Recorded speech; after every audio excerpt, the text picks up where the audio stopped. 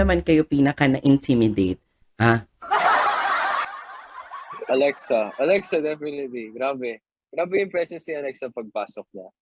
To be honest, like I thought Alexa would be a bit like mataray. Like when she came in, she had a certain presence na tapos yung face niya it's resting. Wait, can I say that here? Oo RBF. naman. Basta RBF. Resting face. Resting face. Resting B face. But when you get to know her talaga, when you get to know Alexa talaga, like she's not like that at all. She's a total opposite. She just has that RBF.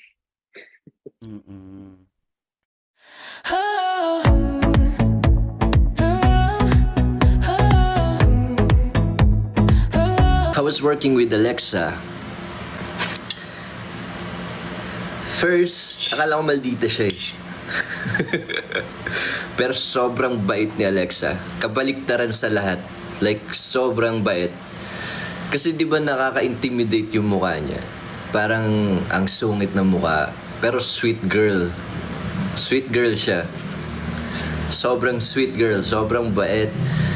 Tapos, puro ang daming pagkain. JC, lahat kami pina-order ng pagkain. Sobrang genuine lahat, pati reaction. Mapapansin mo na siyang siya talaga. Si Alexa, sobrang bait. Sobrang bait. Yeah. Sobra. Sobrang ang saya din katrabaho. Kabatuhan, professional, makulit,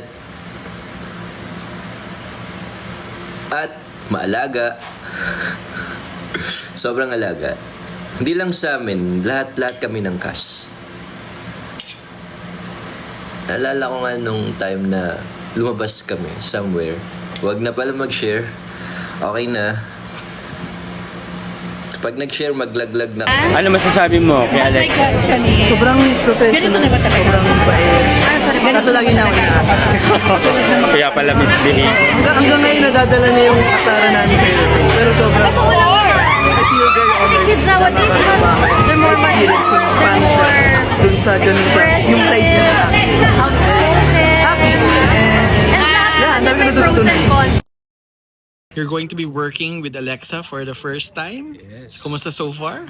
Nakapartner ko na siya actually sa Sayaw, sa isang prod sa ASAP. Pero ngayon lang talaga kami magkakaroon ng ganitong klase, tipong acting talaga. And excited kasi alam kong si Alexa magaling yan kahit sa may lagay. I heard nag-bonding kayo after the workshop. Opo, kasama namin si Akira. Nagkape lang. Nagkape lang. Anong na-discover mo about Alexa during the coffee session with Akira? Isa-isa. Ano? Hindi siya kumakain ng laman loob. Yun lang hindi niya kinain. What? Oo. Poppies. Poppies. Okay. Excited, ready ka na ba sa mga kilig moments nyo ni Hana?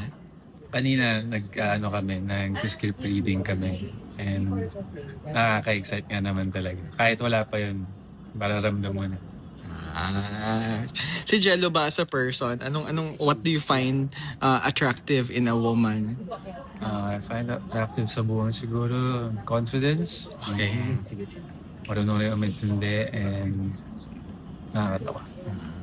Anong na-discover mo kay Alexa that you actually really, really like and vice versa? That you admire about her? Oh, what I admire tsaka na-discover kay Alexa after this dating day. Kapag may gusto siyang achieve, as in, talaga, gagawin niya talaga yon. Isang pitek, isang switch, okay, game on. Galing no? Kanina. Sobrang nakaka-inspire. Inspire ka? Yeah, sobrang na-inspire ako.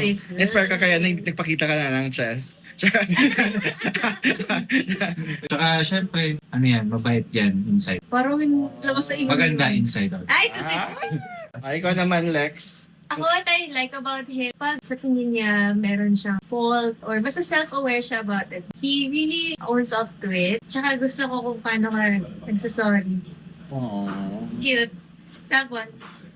Okay, sige. Sobrang cute. Parang hindi ka magagalit.